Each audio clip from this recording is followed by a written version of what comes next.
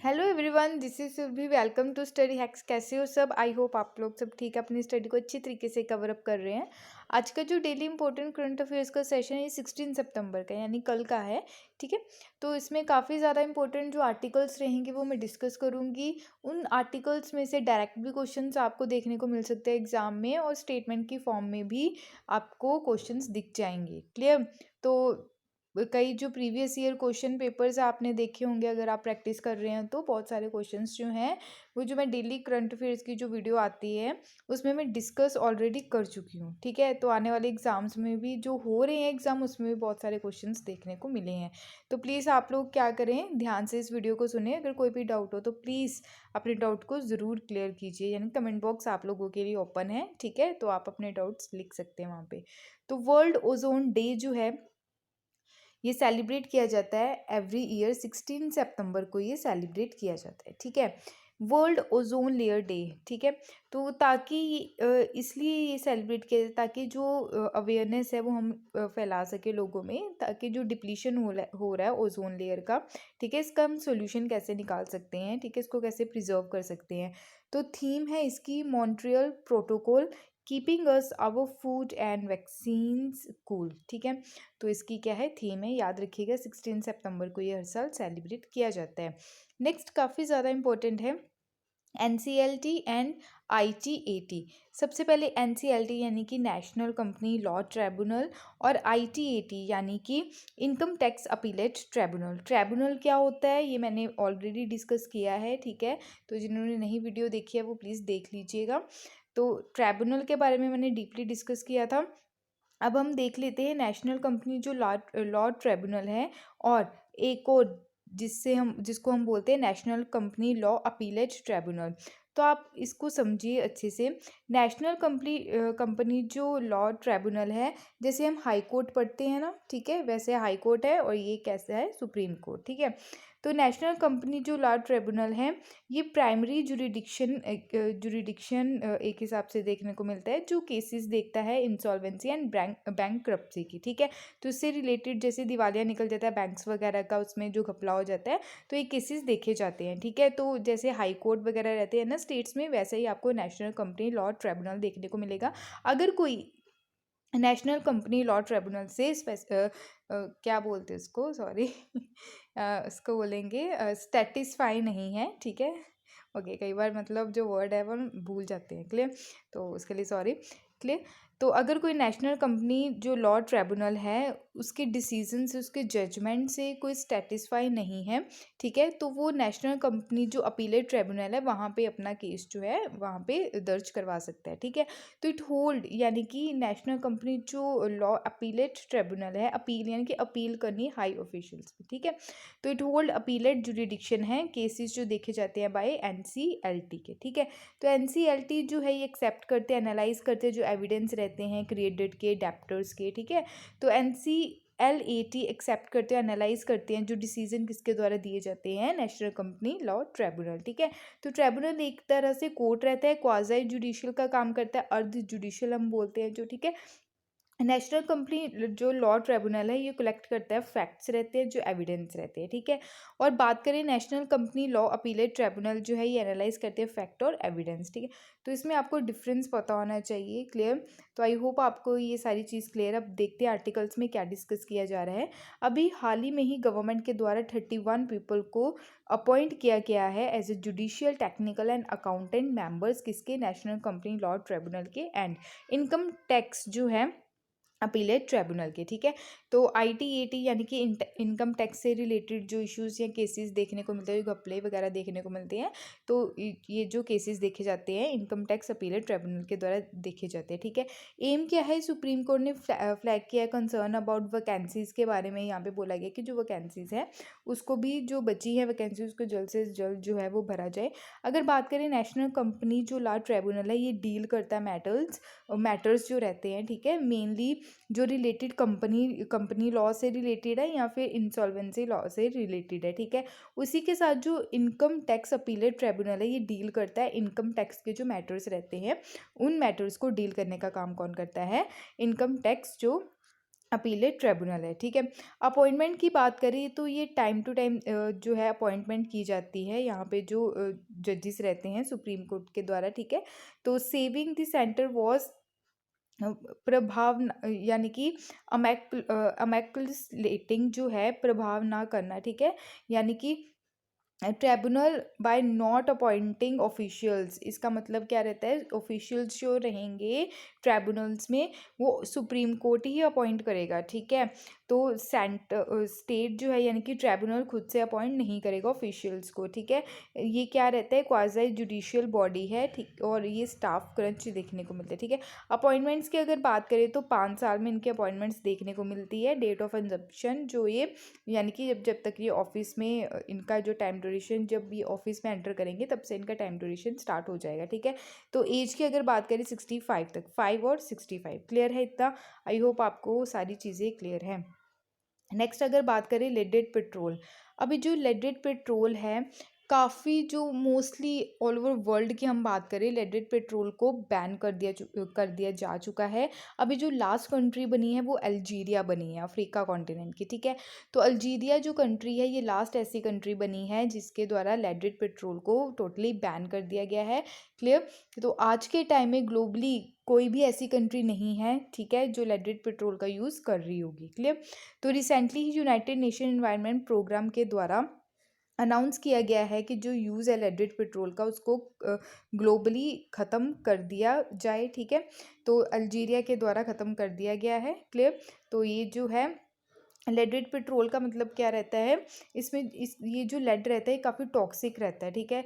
तो इसको किस में, फ्यूल में यूज़ किया जाता था, ठीक है, पास्ट टाइम में। तो इसके कारण काफ़ी ज़्यादा जो ह्यूमंस रहते हैं उनको कई ज़्यादा बीमारियां देखने को मिलती थी, ठीक है। तो इसके बैन करने का जो है आगे क्या क्या मोटिव देखने को मिल सकता है, यानी कि क्या क्या इसके जो फेसिस है वो देखने को मिलेंगे, ठीक है। ये प्रिवेंट करेगा मोर देन 1.2 मिलियन प्रीमेच्योर जो डेथ होती है, प्रीमेच्योर डेथ यानी कि अभी 40 एज है, अभी मतलब 60 ईयर्स या 70 ईयर्स के जो रहते हैं, ठीक है। तो इतनी एज नहीं हुई है, 40 या उससे कम एज में ही जो डेथ देखने को मिल रही है, ठीक है। तो ये उस चीज़ को भी कंट्रोल करेगा, यानी कि 1.2 मिलियन वर्ल्ड को सेव करेगा, स्पेशली इकोनॉमीज जो रहती है over USD 2.4 trillion annually. Milestone global health की अगर बात करें और इन्वायरमेंट को भी ये प्रोटेक्ट करेगा, ठीक है, अगर इसको बैन कर दिया तो। बैन तो कर दिया है, ठीक है। तो अभी जो है मोस्टली एविएशन जो रहते हैं, ठीक है, उसमें यूज़ किया जा रहा है। अगर व्हीकल्स की बात करें तो उस वहाँ पे टोटली इसको बैन कर दिया गया है। यूनाइटेड नेशन इन्वायरमेंट प्रोग्राम जो है इनकी तरफ वार्न किया गया है, जो फॉसिल फ्यूल्स यूज़ किए जाते हैं जर्नल वो काफ़ी ड्रास्टिकली रिड्यूस हुआ है, ठीक है। तो स्टेव ऑफ राइटिंग जो इफ़ेक्ट पड़ता है क्लाइमेट चेंज का, ठीक है। तो इसलिए इसको बैन करने की गुहार लगाई गई है, ठीक है, यूनाइटेड नेशन एनवायरनमेंट प्रोग्राम के द्वारा। इरेडिक्शन की ज़रूरत क्यों है, क्योंकि पॉल्यूशन बहुत ज़्यादा इससे देखने को मिलता है। ग्लोबल वार्मिंग की कंडीशन जो है वो काफ़ी ज़्यादा देखने को मिलती है। हेल्थ से रिलेटेड अगर देखें, जो लेडेड पेट्रोल है वो हार्ट डिजीज़ का कारण बनता है, स्ट्रोक का और कैंसर का भी। एक्सपेक्टेड अगर बात करें तो मल्टीपल जो सस्टेनेबल डेवलपमेंट गोल्स हैं हमारे, जैसे good health and wellbeing, sustainable development goal 3, clean water 7th है ये गोल हमारा, ठीक है। Clean energy, sorry, clean water 6 है, क्लीन एनर्जी 7 है, सस्टेनेबल जो सिटीज़ है 11, climate action 13 and life on land 15, ठीक है।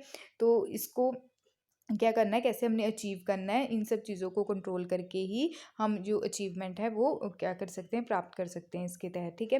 तो यूनाइटेड नेशन जो इन्वायरमेंट प्रोग्राम है, मेजर रिपोर्ट्स अगर इसके द्वारा जो निकाली जाती हैं इसको याद रखिएगा, ठीक है, काफ़ी ज़्यादा इंपॉर्टेंट है। जो रिपोर्ट्स जो हैं जो पब्लिश की जाती है यूनाइटेड नेशन इन्वायरमेंट प्रोग्राम के द्वारा, सबसे पहली है emission gap report, adaptation gap report, global environment outlook, foreigners invest into health planet. Major जो कैंपेन्स स्टार्ट किए गए यूनाइटेड नेशन इन्वायरमेंट प्रोग्राम के द्वारा वो है बीट पॉल्यूशन, ठीक है, UN 75 वर्ल्ड इन्वायरमेंट डे और वर्ल्ड वाइल्ड फॉर लाइफ, ठीक है। तो आई होप आपको इतनी चीज़ क्लियर है। तो अगर कोई डाउट होगा इससे रिलेटेड तो प्लीज़ आप लोग बताइएगा ज़रूर, क्लियर। नेक्स्ट चलते हैं, एक स्कीम का नाम है, ठीक है, वो स्कीम है loan guarantee scheme for covid affected sector, ठीक है, LGSCAS स्कीम, क्लियर। तो जो कोविड अफेक्टेड सेक्टर्स है, यानी कि स्पेशली जो हॉस्पिटल है, मैन्युफैक्चर जो मेडिसिन वगैरह मैन्युफैक्चर करते हैं, ठीक है, तो उनके ऊपर भी बहुत ज़्यादा असर पड़ा इसका, ठीक है। तो आने वाले टाइम में अगर बोला जा रहा है कि थर्ड वेव आने की संभावना है अक्टूबर तक, क्लियर। तो उसको हमने कैसे टैकल करके चलना है, स्पेशली डेवलपमेंट करना है, किस सेक्टर में इंफ्रास्ट्रक्चर अच्छा क्रिएट करना है, मेडिकल सेक्टर में, ठीक है, हॉस्पिटल में, ताकि मेडिसिन जो हैं उसको ज़्यादा से ज़्यादा क्या किया जाए, क्रिएट किया जाए, ठीक है, डेवलप किया जाए। ओके, तो ये सारी चीज़ें इस स्कीम के तहत देखने को मिलेगी। अभी रिसेंटली ही फाइनेंस मिनिस्टर के द्वारा जितने भी स्टेक होल्डर्स हैं उनको बोला गया है कि 50,000 करोड़ लोन की जो गारंटी प्रोवाइड करवाई गई स्कीम के तहत, जिसका नाम है loan guarantee scheme for covid affected sectors, ठीक है, non metros in time to deal with any future third wave, ताकि हम डील कर सके सही तरीके से जो अगर थर्ड वेव आएगी, ठीक है। तो ये जो स्कीम है इसका एम क्या है कि बूस्ट करना मेडिकल इंफ्रास्ट्रक्चर को हमारी कंट्री में, टारगेट एक स्पेसिफाई करना, ठीक है, एक टारगेट सेट करना कि हम लोगों ने इस टाइम तक क्या करना है, मैन्युफैक्चर करनी है मेडिसिन वगैरह, ठीक है, मेडिकल सेक्टर में जो जो मैन्युफैक्चर की जो ज़रूरतें हैं, ठीक है। अप्रूव किसके द्वारा किया गया, गवर्नमेंट ऑफ इंडिया के द्वारा किया गया, इसको जून 2021 में। बैंक जो है ये लोन प्रोवाइड करवाएंगे ताकि better health care infrastructure provide करवाया जा सके, ठीक है, जो नॉन मेट्रो सिटीज़ हैं, यानी कि जैसे दिल्ली हो गया, बैंगलोर हो गई, ये मेट्रो सिटीज़ हो गई ना, जो नॉन मेट्रो सिटीज़ है, जो छोटी छोटी सिटीज़ रहती हैं, ठीक है, जैसे स्मॉल टाउन्स हो गए, ठीक है, वहाँ पे मैक्सिमम रेट इंटरेस्ट रखा है इन्हें 7.95%। क्लियर है इतना स्कीम के बारे में आपको पता होना चाहिए, इसके बारे में और पढ़ लेते हैं। तो ये गारंटी क्या क्या प्रोवाइड करवाएगी ये स्कीम, 50% ब्राउन फील्ड प्रोजेक्ट और 75% जो है ग्रीन फील्ड प्रोजेक्ट, ठीक है। तो ब्राउन फील्ड प्रोजेक्ट्स क्या रहते हैं और ग्रीन फील्ड प्रोजेक्ट्स क्या रहते हैं। ब्राउन फील्ड का मतलब जैसे हॉस्पिटल पहले से बने हैं, ठीक है, जैसे आप ऐसे समझ सकते हैं कि जैसे कोई कंपनी पहले से बनी है उसमें इन्वेस्टमेंट करना, ठीक है। ग्रीन फील्ड का मतलब क्या रहता है, कोई हमने लैंड खरीदा, वहाँ पे हमने कंपनी जो है वो सेटअप की है, ठीक है, बिल्कुल ग्राउंड लेवल से। क्लियर है इतना। तो ब्राउन फील्ड प्रोजेक्ट में 50% जो है वो गारंटी दी जाएगी, यानी कि जैसे हॉस्पिटल्स बने हैं, ठीक है, उसमें फिर से इन्वेस्टमेंट करना, तो 75% ग्रीन फील्ड प्रोजेक्ट्स में दी जाएगी, यानी कि कहाँ कहाँ हॉस्पिटल्स की ज़रूरत है वहाँ पे हॉस्पिटल्स को क्या करना, बनाना। क्लियर है इतना। तो लोन सैंक्शन किया जाएगा अप टू 100 करोड़।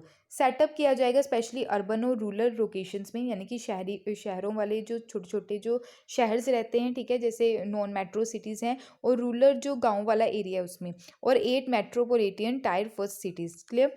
तो एस्पिरेशनल जो डिस्ट्रिक्ट्स हैं, ठीक है, जो पिछड़े हुए जो डिस्ट्रिक्ट हैं, यहाँ पे बिल्कुल डेवलपमेंट नहीं है, तो गारंटी कवर की जाएगी बोथ ब्राउन फील्ड एक्सपेंशन और ग्रीन फील्ड प्रोजेक्ट के लिए 75। गारंटी ड्यूरेशन कितना रखा गया है, अप टू 3 ईयर्स, और हेल्प करेगा ये कंट्री की much needed health care infrastructure better हो सके इसके चलते, ठीक है। और इसके अगर हॉस्पिटल जहाँ पे बनेंगे वहाँ पे एम्प्लॉयमेंट तो जनरेट होगी ही, एम्प्लॉयमेंट अपॉर्चुनिटी और मिलेगी। ऑब्जेक्टिव क्या है इसका कि मिटिगेट क्रेडिट रिस्क जो देखने को मिलता है, और facilitate bank credit lower rate interest देखने को मिलेगा। एप्लीकेबल है ये all eligible loan sanction up to 31 March 2022 तक, ठीक है। तो ₹50,000 करोड़ सैंक्शन किए गए हैं, ठीक है, स्टार्टिंग में। क्लियर। आई होप आपको ये सारी चीज़ क्लियर है। नेक्स्ट चलते हैं जो काफ़ी ज़्यादा इंपॉर्टेंट है। आसियान समिट देखने को मिली, future of India ASEAN connectivity partnership, ताकि हम जो है यानी कि इंडिया जो है वो कैसे कनेक्टिविटी बनाएगा आसियान कंट्रीज़ के साथ। पहले तो आसियान की फुल फॉर्म आपको पता होना चाहिए, association of south east Asian nation, ठीक है। तो इसकी अभी क्या देखने को मिली, मीटिंग देखने को मिली। आसियान के बारे में हम थोड़ा सा पढ़ लेते हैं। और आसियान जो है इसको फाउंड कब किया गया, 8 अगस्त 1967 को किया गया by Indonesia, Malaysia, Philippines, Singapore, ठीक है। 4 ऐसी कंट्रीज़ हैं। क्लियर। इसमें टोटल कितनी कंट्रीज आती है, 10 कंट्रीज आती हैं, याद रखिएगा, ठीक है। तो 4 कंट्रीज के द्वारा इसको फाउंड किया गया 1967 में, ठीक है। उसके बाद बाकी कंट्रीज आके जुड़ी, कौन कौन सी, ब्रुनई, बुर्मा यानी कि म्यांमार, कंबोडिया, लाओस और वियतनाम, ठीक है। तो 10 जो कंट्रीज है वो कौन कौन सी है यहाँ पे आप देख सकते हैं। म्यांमार है, लाओस, वियतनाम, ठीक है, Philippines, Brunei, Indonesia, Singapore, Malaysia, Cambodia और थाईलैंड। 10 टोटल आसियान कंट्रीज है। क्लियर। तो आई होप आपको इतनी चीज़ क्लियर है। अभी हम आर्टिकल की ओर चलते हैं।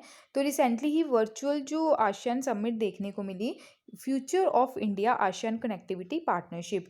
इंडियन गवर्नमेंट के द्वारा स्पेशली इंपॉर्टेंस दी गई है कैसे हम क्रॉस बॉर्डर कनेक्टिविटी बना सकते हैं बिटवीन हमारी कंट्री और साउथ ईस्ट एशियन जो नेशंस हैं उनके साथ। इंडिया के द्वारा करंटली बहुत सारे जो काम किए गए आसियान कंट्रीज़ के साथ, मल्टीपल जो कनेक्टिविटी प्रोजेक्ट्स जो हैं थ्रू लैंड वाटर एयर, ठीक है।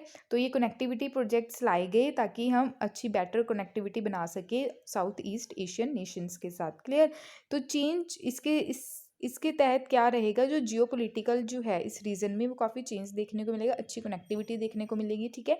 इंडिया जो है ये एक्टिवली डेवलपिंग इंफ्रास्ट्रक्चर है, स्पेशली इंफ्रास्ट्रक्चर क्रिएट कर रहा है स्पेशली नॉर्थ ईस्ट इंडिया में। Bangladesh, China, India, Myanmar corridor जो है इसी का ही पार्ट है। अगर बात करें कुछ जो प्रोजेक्ट्स हैं जो इंडिया के द्वारा कनेक्टिविटी बनाई गई एयर, लैंड और वाटर के ज़रिए, ठीक है। तो एग्जाम्पल है क्रॉस कनेक्टिविटी प्रोजेक्ट की। फर्स्ट है India Myanmar Thailand trilateral highway, ठीक है, याद रखिएगा। India Myanmar Thailand trilateral highway इस मैप में आप देखिएगा, ठीक है, आपको बेटर समझ में आएगा, ठीक है। इंडिया, म्यांमार और थाईलैंड ये हाईवे बनाया गया थ्रू रोड कनेक्टिविटी। क्लियर। तो ये one of the flagship project है लैंड कनेक्टिविटी, ठीक है, between ASEAN and India. Connect करता है ये 3 कंट्रीज़ को फ्रॉम मोरेया इंडिया से, ठीक है, to Mae Sot Thailand Bagan in Myanmar. और ये फर्स्ट प्रपोज कब किया गया, 2002 में। इसी के साथ साथ India Myanmar Thailand motor vehicle agreement भी साइन किया गया, जो फाइनल स्टेज इस प्रोजेक्ट की देखने को मिली, ठीक है। नेक्स्ट है कालाधन मल्टी मोडल ट्रांजिट ट्रांसपोर्ट जो प्रोजेक्ट है, अभी इसके रिगार्डिंग जो मैप है वो भी आप देख लीजिए, ठीक है। तो कालेधन जो है यहाँ पे आप देख सकते हैं, कालेधन यहाँ पे, ठीक है। तो ये वेस्ट बंगाल, तो थ्रू किसके, सी रूट के थ्रू ये कनेक्टिविटी देखने को मिलेगी। क्लियर। तो ये कालेधन जो प्रोजेक्ट है, कालेधन multi modal transit transport project जो है ये डेवलप करता है कनेक्टिविटी थ्रू वाटर के थ्रू, ठीक है। आसियान और इंडिया वर्किंग ऑन KMMTTP यानी कालेधन multi modal transit transport project initiative है किसका, इंडियन गवर्नमेंट का। 2008 में इसको स्टार्ट किया गया। टोटली जितना भी फंड है इस प्रोजेक्ट के लिए वो हमारी कंट्री के द्वारा ही दिया गया। ये ऑल्टरनेटिव रूट है थ्रू म्यांमार, ठीक है, फॉर ट्रांसपोर्टेशन ऑफ गुड्स, ताकि जो सामान वगैरह वो हम ट्रांसपोर्ट कर सके नॉर्थ ईस्ट रीजन जो है इंडिया का, ठीक है। और कनेक्ट करता है ये Kolkata in India Sittwe port से एंड प्लेतवा जो म्यांमार है, ठीक है, बाय सी। क्लियर। यहाँ पे हम देख लेते हैं सितवे पोर्ट जो आपको देखने को मिलेगा, ठीक है, ये सितवे पोर्ट है, ठीक है। तो ये आप देख सकते हैं कोलकाता का। क्लियर। तो आई होप आपको ये क्लियर है चीज़ें। नेक्स्ट चलते हैं, इसी के रिकॉर्डिंग एक और प्रोजेक्ट है जिसका नाम है Mekong India economic corridor. Mekong river जो है ये चाइना से ओरिजिनेट होती है, ठीक है। बट इंटरेस्टिंग बात ये है कि मेकोंग जो इंडिया इकोनॉमिक कॉरिडोर जो प्रोजेक्ट है, ठीक है, तो इसमें जो है मेकोंग कंट्रीज़ की अगर बात करें तो इसमें चाइना इन्वॉल्व नहीं है, ठीक है, इसमें इंक्लूड नहीं कर रखा उसको। इन्वॉल्व जो है इंटीग्रेशन इसमें 4 कंट्रीज़ मेकोंग कंट्रीज़ देखने को मिलेगी, वियतनाम, म्यांमार, थाईलैंड और कंबोडिया, साथ साथ कौन है, इंडिया, ठीक है। तो कॉरिडोर जो है ये प्रोवाइड करवाता है opportunity participant countries develop infrastructure, ठीक है। तो यहाँ पे भी आप देख सकते हैं, ठीक है, ये कनेक्टिविटी आपको देखने को मिलेगी। क्लियर। ये थे इंपॉर्टेंट टॉपिक्स जो काफ़ी ज़्यादा इंपॉर्टेंट है एग्जाम्स के पॉइंट ऑफ व्यू से। अगर आपको डाउट होगा तो प्लीज़ अपने डाउट्स को ज़रूर क्लियर कीजिएगा। टेलीग्राम पे आप ज्वाइन हो सकते हैं क्योंकि PDF जो है इस लेक्चर की आपको टेलीग्राम पे मिलेगी। इंस्टाग्राम पे भी आप फॉलो कर सकते हैं। Thank you for watching my video. जय हिंद।